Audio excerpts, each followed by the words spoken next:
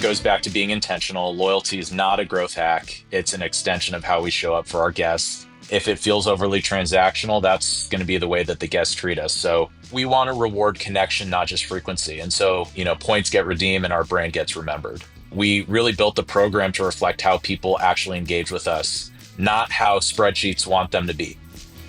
In today's world, how does a brand break through the noise and become iconic? Join me, Jason Harris, as I speak with the world's leading marketing experts about how they use soul and science to build an iconic brand. Think of it as EQ meeting IQ. So let's lock in and together fast forward our marketing minds on the Soul and Science podcast.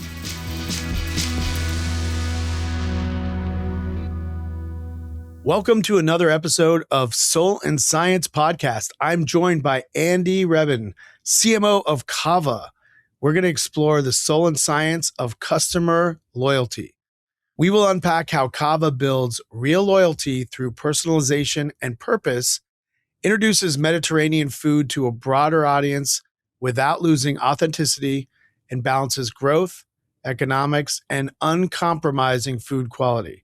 It's a conversation about scaling, not just restaurants, but also why soul still matters even in the most data-driven decisions around CAVA. Welcome to the podcast, Andy. Thanks, Jason, for having me. Glad to be here.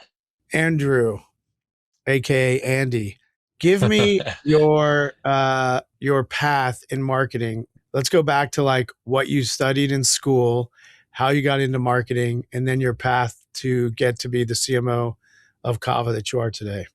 Yeah, so I've always kind of had a knack for selling things. I really was one of those kids growing up who was always interested in trying to figure out how to sell, make money, etc. So I started with a Beanie Baby, which I sold for $250 to a cart in the mall.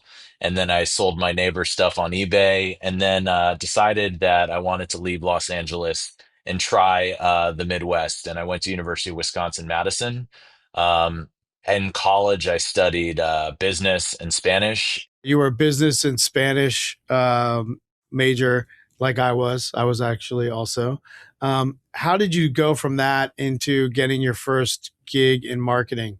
Yeah, I was very fortunate early on to start a club tennis team at University of Wisconsin-Madison, became president of the club sports department, and ultimately found a brand that was growing at the time, Chipotle Mexican Grill. And they helped me get experience in the marketing space. I became what was known as a student brand manager on campus and had the opportunity to build relationships with club sports teams, fraternities, and sororities and other clubs on campus. And it really helped me understand how you build relationships with guests, really building a brand over time, opening up new locations. And it led me to a career fair at the University of Wisconsin where I found Ford Motor Company, which ultimately was the on-ramp to the first opportunity in my marketing career. And so I started at Ford in a rotational program that was 5 years in length that gave me exposure to consumer, field, and product marketing. And the rest is history. That's an amazing first job in a very challenging time period. You know, what was that like right after the economy fell apart in 2008? Yeah, it Yeah. it was honestly crazy. It was really first time exposure to just understanding how companies kind of navigate turbulence, and really it was about trying to do a lot with very little. And so Ford was kind of going through rebranding. They were going through changes in personnel, so they did a couple of reorgs. But really, it's a first kind of test of resiliency. You see incredible people who are with a brand for 25, 30, 40 years. And as the brand is going through changes, you see some of them leave. And so it's kind of my first exposure to just kind of what corporate America was. Incredible people at Ford. I learned from a number of really talented automotive marketers and designers and finance professionals.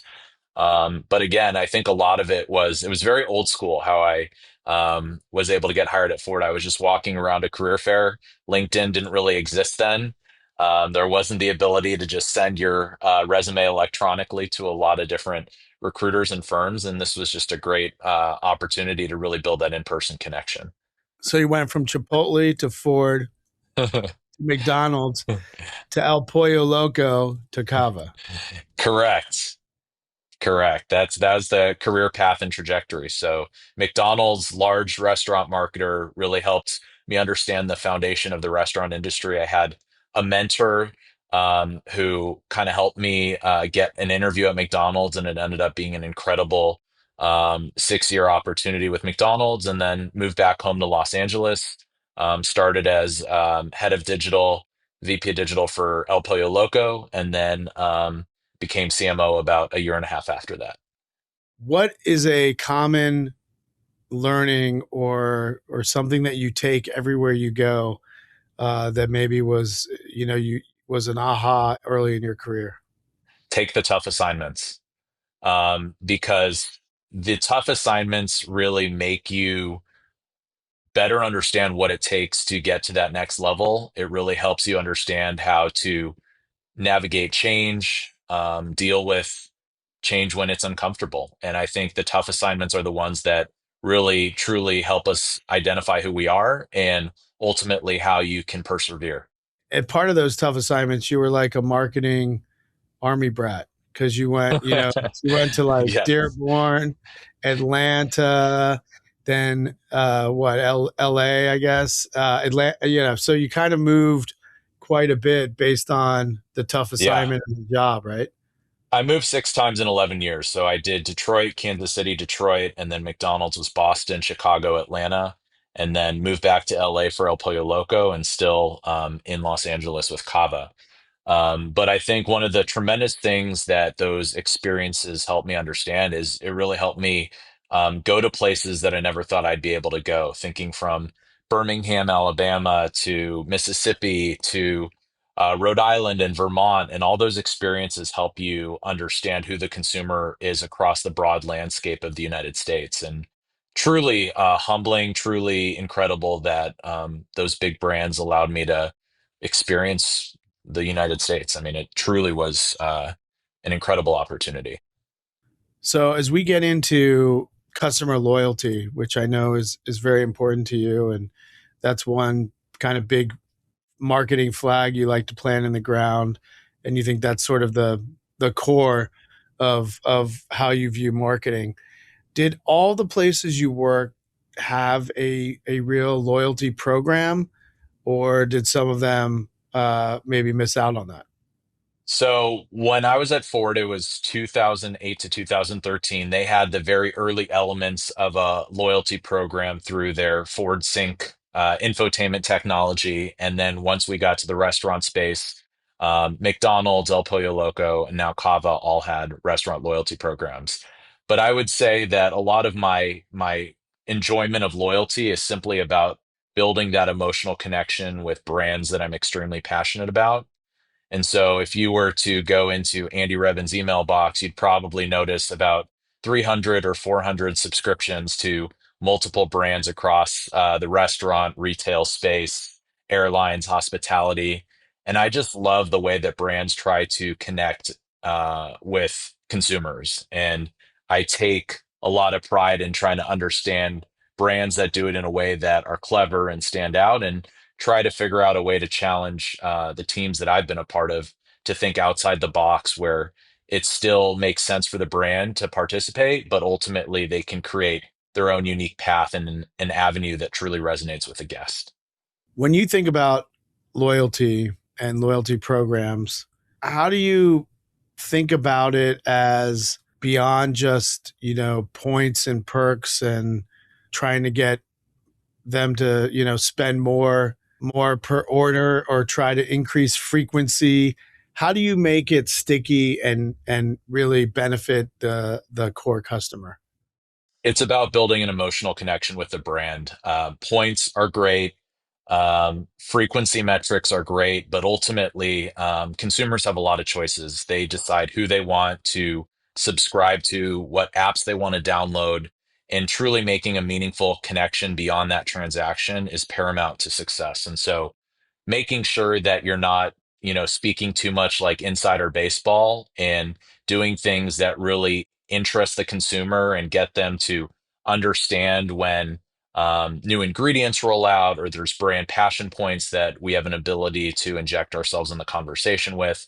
Those are just some of the what I would call foundational elements of building a successful loyalty program that I've seen truly differentiate. Because I think over time, rewards, currency, redemption offers, etc., it just becomes a lot of noise. And so you have to do things that are truly meaningful for your brand and truly stand out amongst the, incredibly competitive nature of the business environment that we operate in. Define a customer loyalty program, what it means. To me, it's about intentionality. It's about engagement. It's about building guest relationships over time. Not only for the guests who are visiting you once or twice, but trying to figure out how can you get that guest to become a long-term brand advocate and ultimately someone who will kind of lay on the train tracks for your brand. So to me, it's about building with people who don't necessarily visit you as often, but also trying to get your loyalists to remain your loyalists and have them be brand advocates. I love that. Can you give me when you think about loyalty programs, the Holy Grail brand that does it the best? Holy Grail brand to me, not in my space, would probably be Hyatt. I think the Hyatt Rewards program is phenomenal. Anybody who asks, I always deliver that answer. I think that they look at their program through a very consumer first lens. They try to get people to experience their portfolio of brands, have a very rich type of reward structure. So it's not one of those situations where you have to spend hundreds of thousands of dollars to get your first redemption. It's very straightforward. You have the ability to trade with guests. And they have different status tiers that are achievable and meaningful. And I can easily recite it back to you. So that would probably be my best in class example in the loyalty space. But, I'd also make an argument that CAVA has an incredible rewards program. We've built our rewards program over time. We've had two relaunches over the course of the last 2 years, recently introducing tiers and really leaning into the brand's notion of generosity. And loyalties really allowed us to deepen personal relationships with guests as we scale. And really proud of the work that our team's done to really differentiate our offering and be one of the most progressive brands in the space. I really thought you were going to say the Atmos rewards program for Alaska and Hawaiian Airlines that we just launched, but that's okay.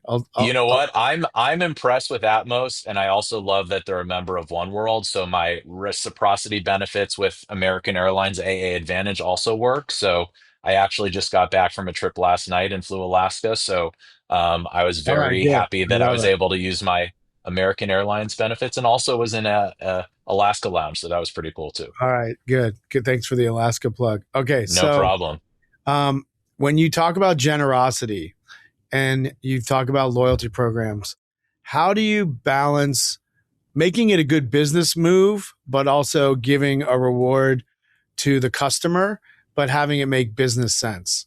Yeah, I mean, when you think about our loyalty program, it really starts with the culture. And Kava was built on Mediterranean warmth, so generosity, welcome, and care. And that ethos has to, really help us scale without losing our soul. And so, when you think about the loyalty program in general, generosity is at the cornerstone of a lot of the components of loyalty, and it's something that our co-founders, Brett, Ted, Eichen, Dimitri built the foundation of the restaurant on. And when you think about loyalty, it's really about doing things that are unexpected for the guests, making them feel like um, rewards are redeemable, and they're redeemable in the sense of achievable. But we want a reward connection, not just frequency. And so the program anchored in generosity really reflects how people engage with Kava, um, not how spreadsheets want them to be. And so again, it's really about creating that emotional return. Points get redeemed and our brand gets remembered. I love that. I love that idea of how it actually works versus what the spreadsheets say will work. And what happens when the customer doesn't respond in a way that you expect them to respond? whether it's being generous, whether it's a program that you think will make sense or that you've maybe something similar you've seen work in the past. How do you kind of iterate on the program? Yeah, so it's again, it goes back to being intentional. Loyalty is not a growth hack. It's an extension of how we show up for our guests. We try to set the tone for the relationship, and if it feels overly transactional, that's going to be the way that the guests treat us. So again, I think I stressed this earlier, rewarding connection, not just frequency. And we really built the program to reflect how people actually engage with us. And really trying to understand if we don't see somebody for a while, how do we get them back into the restaurant? If they're visiting us frequently, how do we get them to come even more frequently or share the opportunity with their friends? And so there's a number of ways in which we build the life cycle marketing experience and figure out different touch points that we can get our guests to come back in and engage with the brand. The CAVA Awards program has different status levels, I believe, right? It has sea, sand, sun. Good How, job. thank you. Well, it's easy to remember. There's three S's. And I know you're a Sun member, right? I I am no, I'm actually sand. Okay, we'll work on that. Tell me how you think about those different status levels, and do you see customers, do they just think they're part of the rewards program? Do they care about their status? It's not like an airline where they get free baggage or, check in early. So how do you think about the why have those three levels? What does it do and how does it work? Yeah, Sea, Sand, and Sun are really supposed to double down on the ethos of Mediterranean hospitality. When you think about the brand overall, the Mediterranean, it starts with the sea, goes up to the sand, and then all the way to the sun. And for us, there's different benefits at different levels of Sea, Sand, and Sun. Probably most notably is the point accelerator that happens amongst the different tiers, 10, 11, and 12 points respectively. And it's eventually, we hope that our guests come more often and, they go from sea to sand and then sand to sun. But one of the things that we were able to do early on in the relaunch of the program, which was first of its kind, was a status matching program for the industry. So we allowed our loyalty members who held status in different loyalty programs, whether that be Atmos Rewards, other airlines, hotels, cruises, retail beauty, etc., to be eligible to be matched into Sand or Sun. And so it was a great opportunity for those who are unfamiliar with the CAVA Rewards program to. Is that new? Has anyone ever done that before? No one had ever done it in the restaurant space, but I was familiar with it in the hotel and hospitality sector. But almost everyone has some loyalty program, but most consumers do, right? Correct. So it was a great opportunity for guests who are unfamiliar with the Kava brand to come in and have a meal with us, but also for members who wanted to experience what that next level of status could be, they had an opportunity to see what that was like. And there were more frequent $0 delivery rewards. There were a couple more surprise and delight moments. But what's even more unexpected is January 1st, we launched a new tier called the Oasis tier, which is a version of Concierge Key or the unannounced tier to really reward our top elite guests in ways that are unexpected and only very few people have access to. How do you think about? I have to have an AI question in here. How do you think of optimizing loyalty and using AI in the customer experience? And do you guys do that? Is that part of the program at all? And do you use AI in any way? I think for us, AI, our CEO has always said, is to enhance, not replace the human experience. Technology should free our team members to be more present, not put a screen between us and the guests. And, human warmth is non-negotiable to us. Mediterranean hospitality is core to the brand. And anything that undermines that, like I'd say a kiosk, doesn't really fit Kava. And so when you think about AI for us as a brand, there's some elements that guests won't see, whether that be subject line optimization or testing, that obviously we make sure that look and feel is very core to our brand voice. But outside of that, we still are very focused on delivering what makes sense for the brand and looking at data, numbers, information to help address what we feel would be the future of communication or of just overall engagement with the program. What's one assumption that marketers make about loyalty programs that they launch that's wrong? I think the one assumption is that the top tier of guest is always going to be where you make your money. I think that's from airlines. From airlines, though, it's all gone into premium, premiumization, and Premiumization for sure. people that spend more money, that's where you make the money, and the rest is sort of, filling the seats. But that is maybe in more high priced, industries. Fair assumption. Yeah, so I would say that there's a larger opportunity because your loyalty pool of guests that you have that are in kind of that 1 to 3 visit frequency range to get a few more members to go from 1 to 3 to 2 to 4 or 3 to 5 can make a larger impact on your P&L than getting what is probably your top 5 or 10% to go one additional time. The size of audience in that lower tier has a lot more meaningful impact to the P&L. And probably way more impact than getting brand new customers also, right? Exactly. The time period we're in now where consumers are eating healthier, they're drinking less, they're thinking about what's going into their bodies, and there's also a insane, like, you see protein everywhere. You see protein at Dunkin' Donuts. You know what I mean? Like, Yeah. protein is just like the most popular thing now. And obviously, Mediterranean food is healthy and high in protein. A, how much is that helping? And then B, how much do you have to explain Mediterranean cuisine? And how much do you just say, we have high protein, healthy food? Right. So high protein, healthy food is synonymous with the cuisine. It's again, we make our food and it's nutrient dense and rich in protein and fiber. And it's really just it's one of those things that are repetitive with the way that the cuisine is crafted and the way that our co-founder Ted leads our culinary innovation team. It's phenomenal to see what they work on each and every day because it's very core to the type of cuisine that the brand truly is. I mean, that's the beauty.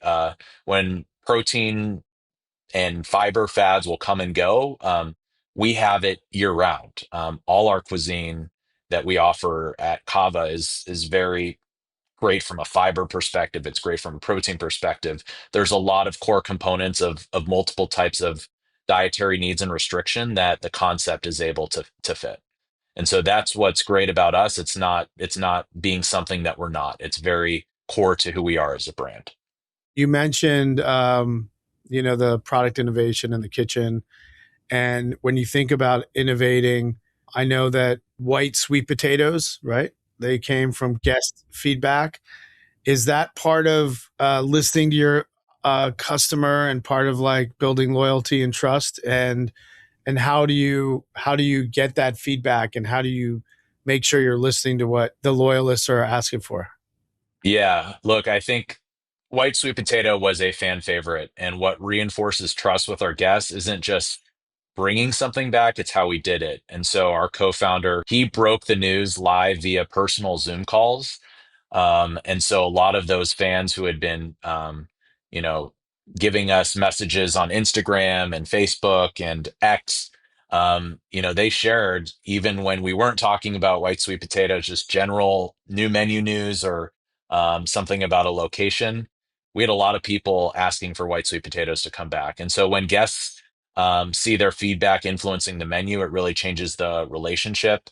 They stop really feeling like customers, they start feeling like collaborators. So it's just awesome to see the response that we've gotten from white sweet potatoes and great to bring back a fan favorite. How do you even book a Zoom call with one of the founders? You have a great team that understands the nuances of how technology works and inviting a couple of really passionate customers to be a part of that experience. Could you give me, I don't know, something that maybe Kava's struggling with, or a headwind, or something that you guys need to push through that's happening right now? I think the biggest business challenge that keeps me up at night is specifically growth with integrity. We see a huge opportunity to become bigger, more recognizable, more beloved, but only if we stay true to who we are. We just recently celebrated our 15-year anniversary this year, and we know we have a huge white space opportunity ahead of us and resisting distraction as we scale. The hardest part is not doing everything at once as our brand expands. And I think staying focused on the fundamentals. And as long as we keep delivering delicious food and genuinely positive guest experiences, the rest will take care of itself. Love that. Love that. You talk about spirited generosity. I think you mentioned that. That's one of the values when you guys started. And as the CMO, I can see how that comes through in how you talk to the guests, your loyalty programs, or your customers, rather. How does that show up internally? And how does that show up in the values and the way you work? And is that part of what you as CMO have to think about internal marketing as well as external marketing? For sure. I think one of the things that are truly admirable for the brand in terms of spirited generosity is we empower our teams to use what's called the love button at the restaurant level.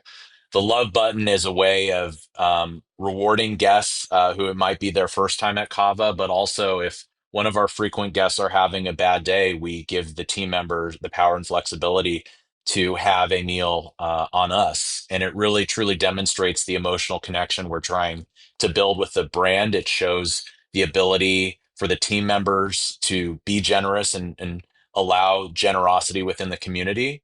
And then I think, as CMO, we are frequently expanding into new markets and new restaurants. We host what are called community days, where we will match restaurant donations on the day before we open up to $1,000, and we partner with a nonprofit that focuses on food insecurity. And again, it really reflects and reemphasizes the generous nature of the brand. And so we've donated over time $1 million plus to organizations that focus on really solving the food insecurity crisis that exists throughout the US. And it's a really incredible program and goes back to the generous nature of the brand's roots.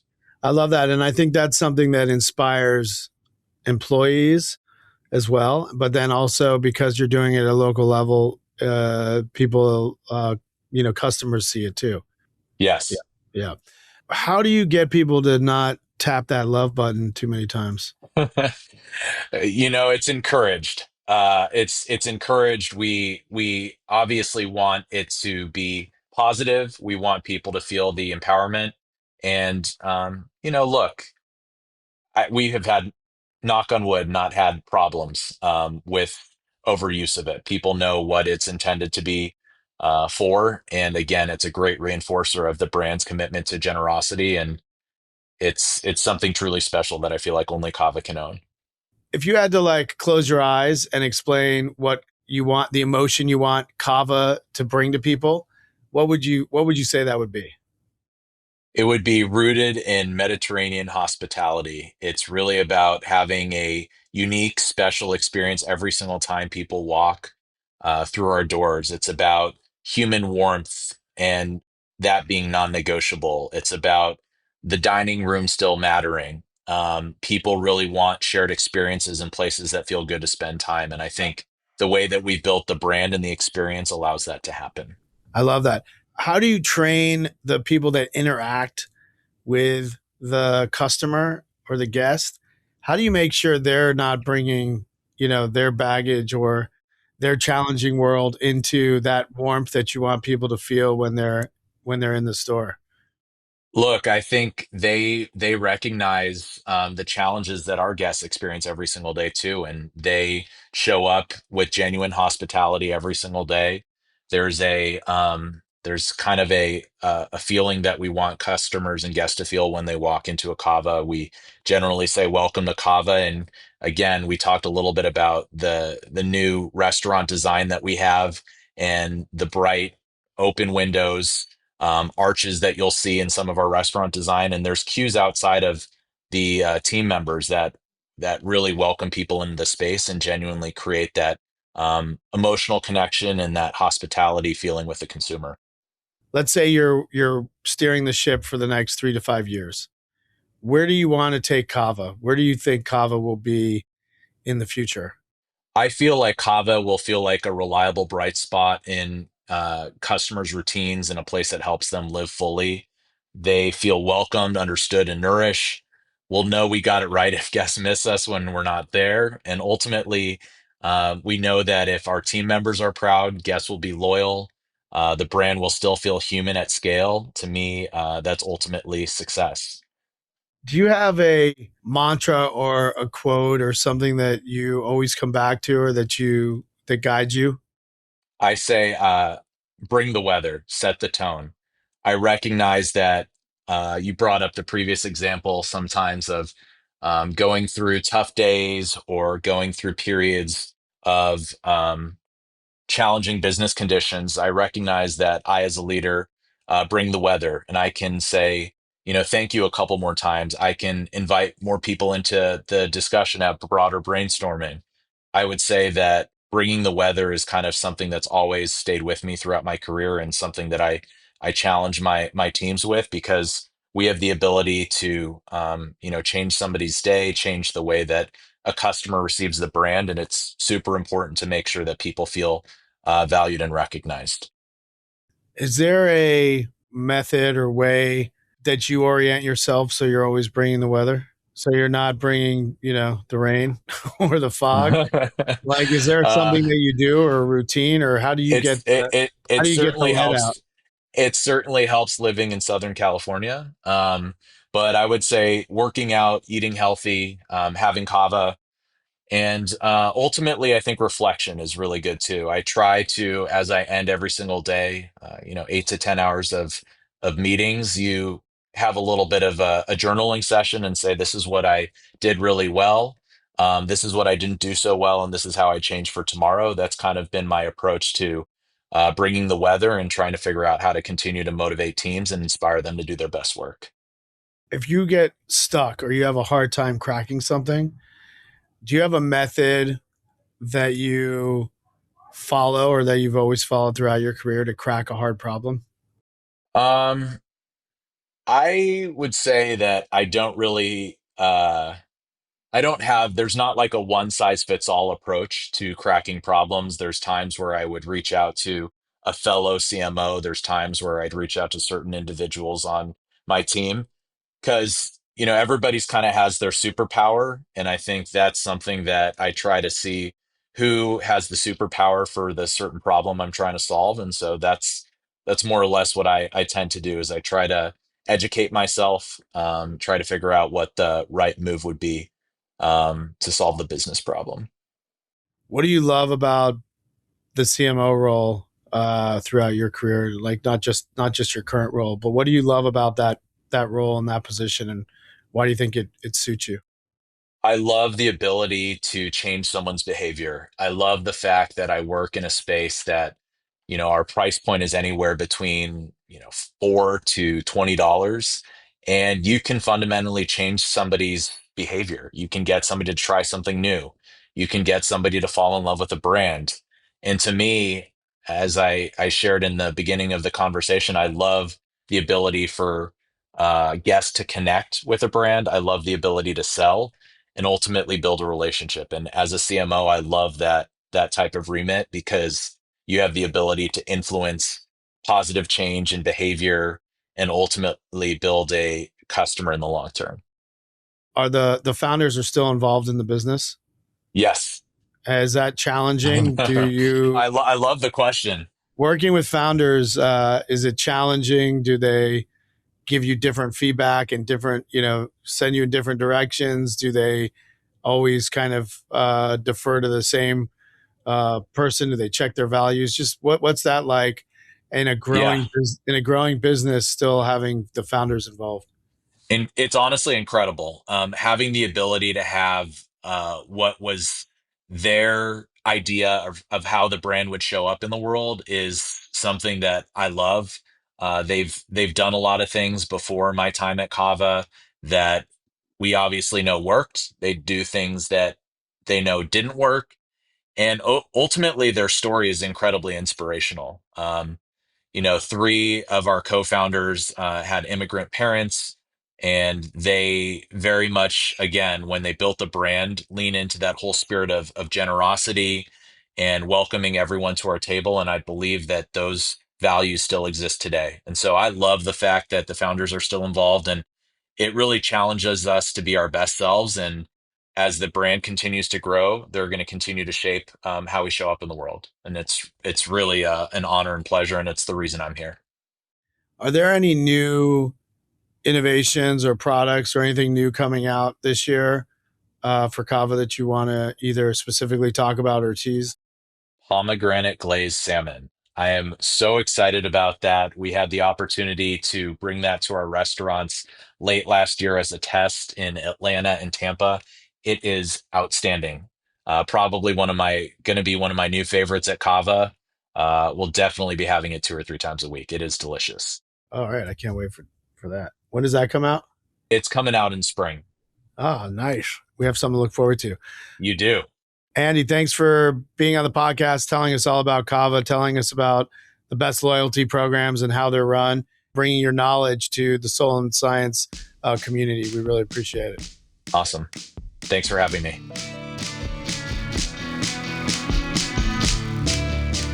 Soul and Science is a Mechanism podcast produced by Maggie Bowles, Ryan Tillotson, and Lily Jablonski. The show is edited by Daniel Ferreira with theme music by Kyle Merritt.